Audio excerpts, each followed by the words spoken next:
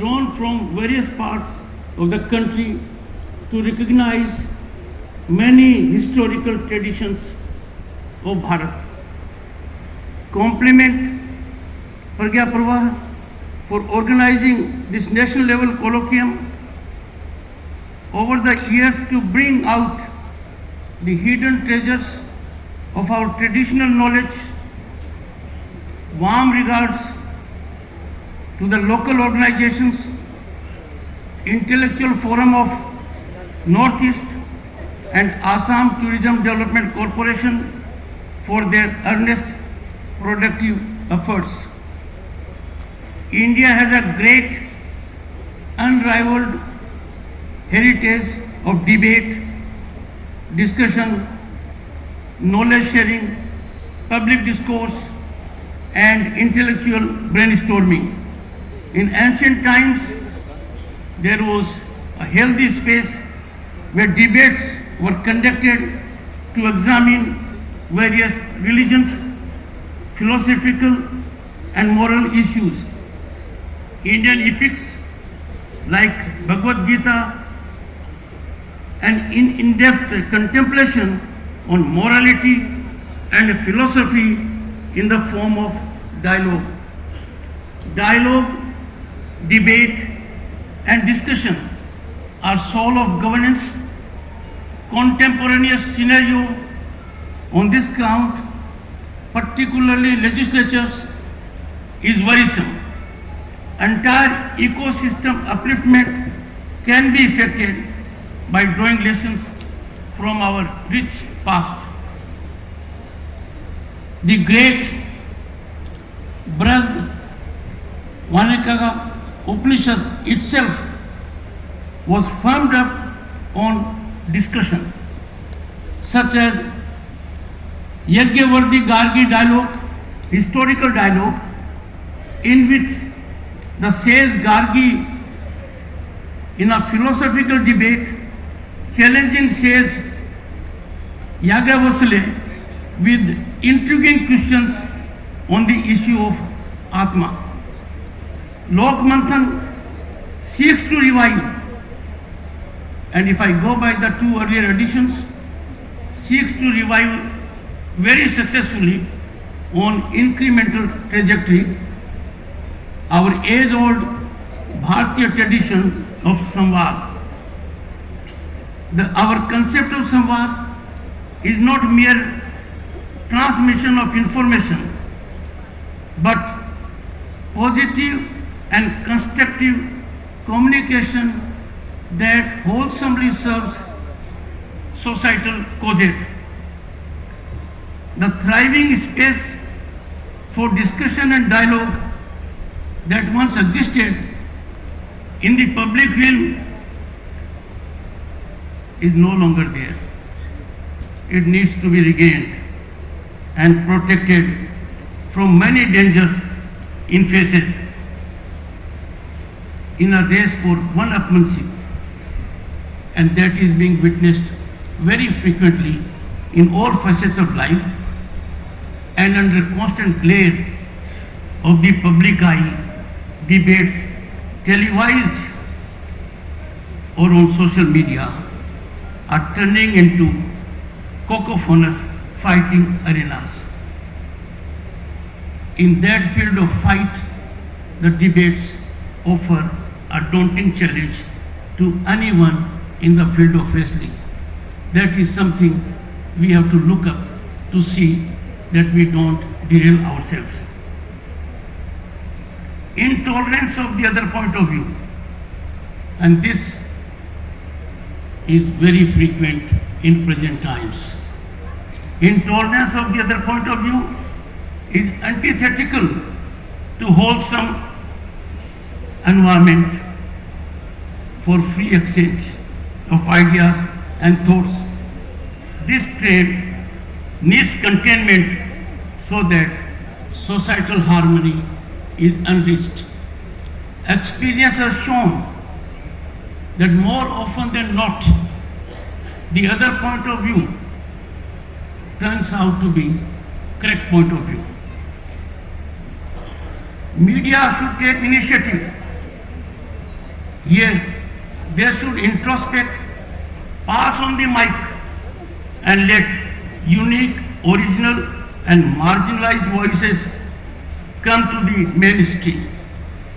What an alarming scenario, a worrisome spectacle that sanity and rationality hardly get any space in the media.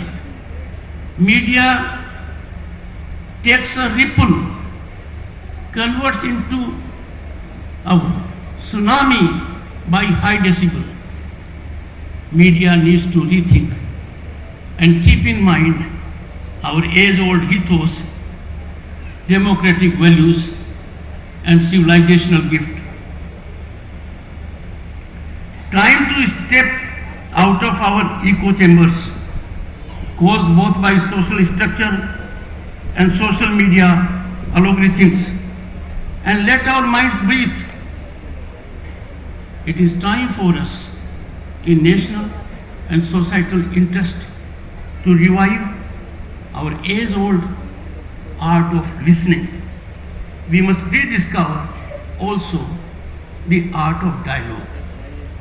These two facets, the absence of these is being felt in contemporaneous times, and the return to the mainstream and on the radar will change the system for the better.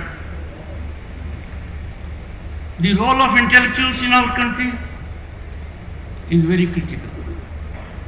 Historically, our sages, the highly enlightened souls of the time, advised the kings and royalty on various aspects of public polity and policy. These same voices were heard by all sections of people, ensuring harmony and stability in society, and gave legitimacy to the laws of the land.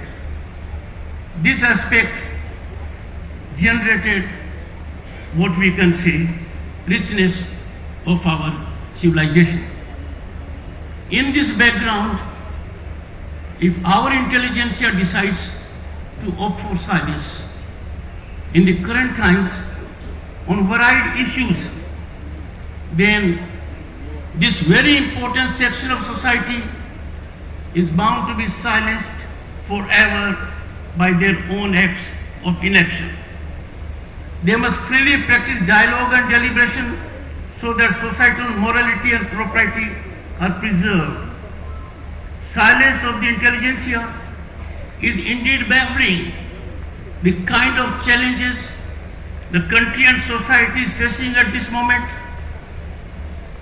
they are not reflecting on that. It is time for intelligentsia to give directional approach to various issues by coming out, and if I may say so, playing on the front foot with a straight bat. Democratic values and human rights, and they are critical to any governance, any society, any system. They can blossom with intelligentsia adopting proactive stance of dialogue and discussion. I have noticed in various capacities I have been able to contribute for the nation that the silence resonated in my ears more than anything else. I could never figure out how can intelligentsia observe silence in a scenario of decimation of human rights and eclipse of democratic values. The primacy attributed to the freedom of expression in our constitution, and this primacy did not obtain in most constitutions at the earliest occasion, is a testimony to the importance of free, spirited and healthy discussion that we have long cherished. Freedom of expression is nectar of democracy. Under no circumstances we can compromise on this. This is non-negotiable, and if we depart from this concept, the consequences certainly will deprive us of sublimity and wholesomeness. The Constituent Assembly debates are replete with many enriching and intriguing dialects and that illuminate India's founding fathers' emphasis on deliberative mechanism. This mechanism by itself paves way to resolution of many issues facing us today. Reflecting in the context of constituent assemblies, we must be aware they faced most intractable, difficult situations and they were debated in a composed manner with respect to each other's point of view, and sometimes their points of view were not reconcilable. In the times we live, the theatres of legislature need to rethink. Their core work, their core values are being self-destroyed. If issues that are required to be deliberated, discussed on the floor of legislature come to be debated on streets, that will offer a challenge which can be met only by restoration of decorum, discipline in the legislatures. The framers of the Constitution have envisioned a wholesome balance between three institutions: legislature, executive and judiciary. None of these institutions can claim either dominance or primacy over the other. All these three institutions have to act in tandem and togetherness, in constructive harmony, realizing supremacy of the Constitution. In this situation also, the intelligentsia has a great role to play. And if intelligentsia undertakes, then synergical stance of these institutions will really help the country to a great extent. Be it from legal community, public representatives, the executive, or thinkers from civic society, each one has to ensure harmonious working of the three branches of the state through deliberative mechanism. Any transgression by one institution, howsoever subtle, howsoever non-invasive, has the potential to upset the apple cart of democratic governance. While the primary responsibility lies with those at the helm of affairs of these institutions, I can say a greater responsibility lies with the members of the civil society and thinkers, intellectuals. Another concerning trend that has to be curtailed is the problem of pseudo-intellectualism. One is baffled that in our country, iconic status is accorded on parameters that are no rational, on parameters that are generated by event management. There is no scrutiny of this aspect. Can public space be allowed to be dominated by media created or event created giants, eclipsing the authentic repository of this particular category? I am sure people, thinkers would catalyze a situation where this category that offers a challenge to the country, which is on the rise from any corner of the globe, every time something good is happening in the country. I wonder what is their premise of not sharing and enjoying the growth story of this country. The world is amazed that 90 crore people were fed by this country during COVID for nearly 2 years. The world is stunned that 250 million people could be part of banking inclusivity and get benefit.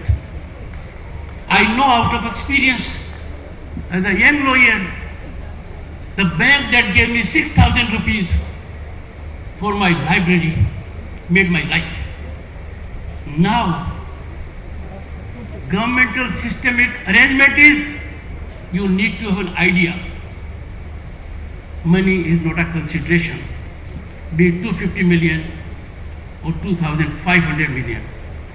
And I am saying so because many have availed of this opportunity and given us some of these startling startups, genius of Indian mind.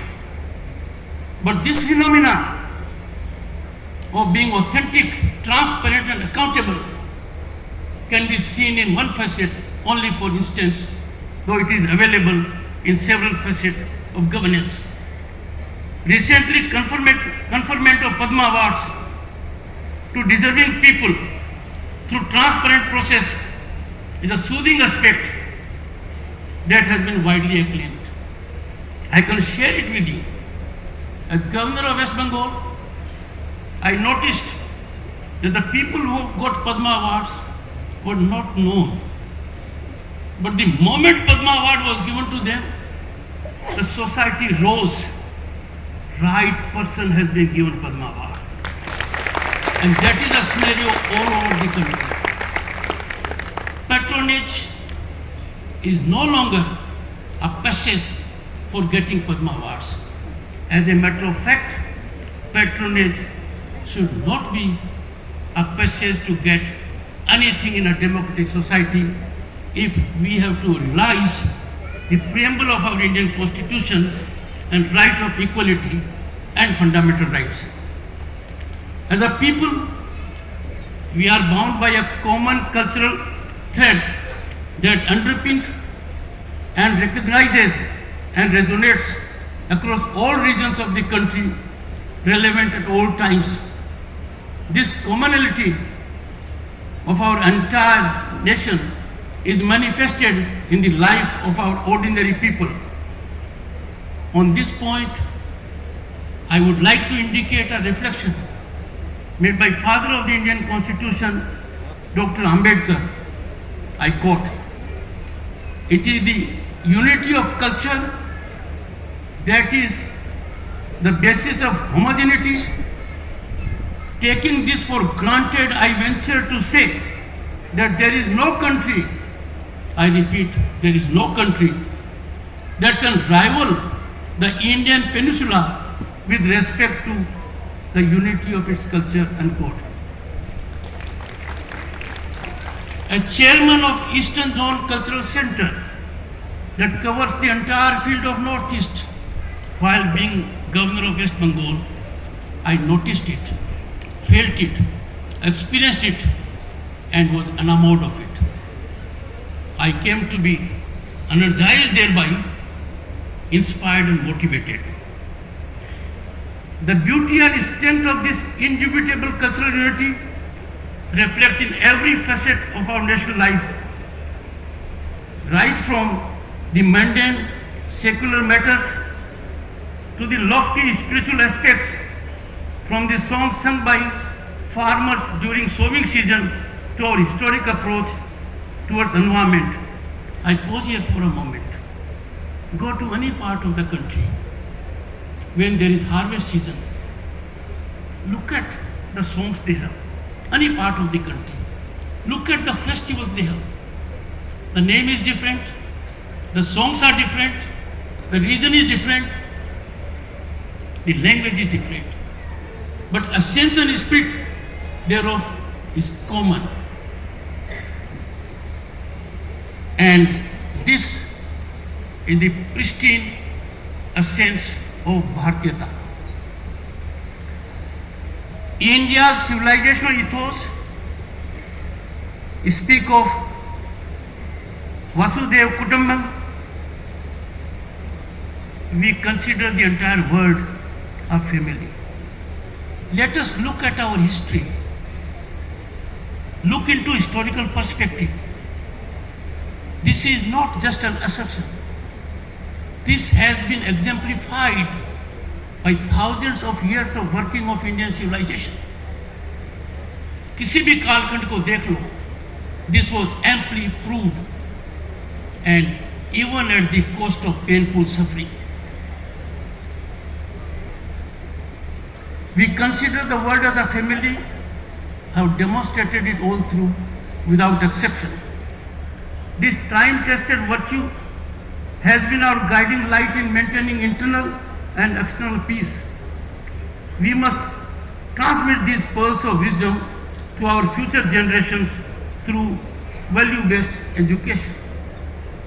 It is gratifying to note that after making a great effort, listening to the voice of hundreds of stakeholders, we have had a new education policy. Every facet of that policy focuses on our ethos, our culture, our need, our requirement, and our inherent development. This policy permits, allows, offers affirmative situation, ecosystem for fullest exploitation of one's talent and potential. It is unfortunate that some states have chosen not to adopt it. Education is non-partisan. Education cannot be politicized. Education is alone responsible for catapulting a nation to the highest order. Industry can create infrastructure, can produce, but the product they engage in is a product of education. Exhilarating to note that this edition of Lokmanthan is being organized in Guwahati. The Honourable Chief Minister has at great length indicated the richness of this area, and I can assure you he is known to be factually very accurate.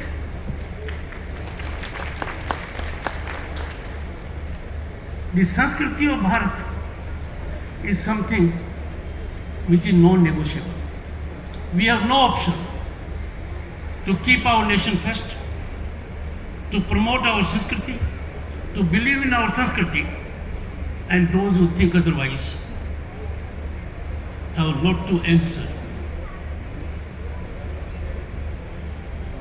The diversity of cultural practices in the region are unmatched.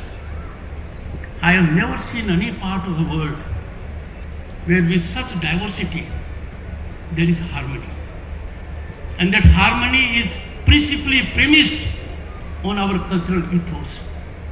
I have been to some countries of Europe, and for a longer time for assignment, the ethnic issues that dominate the scene of those countries have to learn much from this country, which has a digestible, inherently digestible mechanism to amalgate every other thought, and then the richness is revealed. The diversity of cultural practices in this region, as the Honourable Chief Minister indicated, is one of the best. He has indicated it is unmatched. It is so. They resonate with quintessential Indian values of peace, harmony, and universal brotherhood. I wouldn't digress but indicate briefly that in the recent world turmoil situation, sane voices emanated from Indian leadership, and that has evoked positive reaction and great respect. On a worldwide spectrum, there is recognition of that same voice. As we march confidently into this century further, it is all the more peremptory for us to believe in our demographic dividend, our brilliant youth force, and The youth force for the present, fortunately, is unencumbered by colonial hangover. The demonstration of it is that thanks to Indian genius, even in global economic entities of the world, the leadership is in the hands of Indians.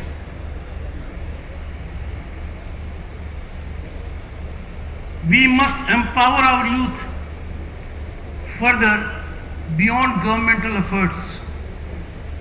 The government has engaged in great innovative steps. They are yielding fruits. But geometrical dimension of these efforts will take place when people in industry, business, trade, intelligentsia, academia also lend their helping hand. I have seen for myself the hand-holding approach was seen in sublimity during the trying times of COVID.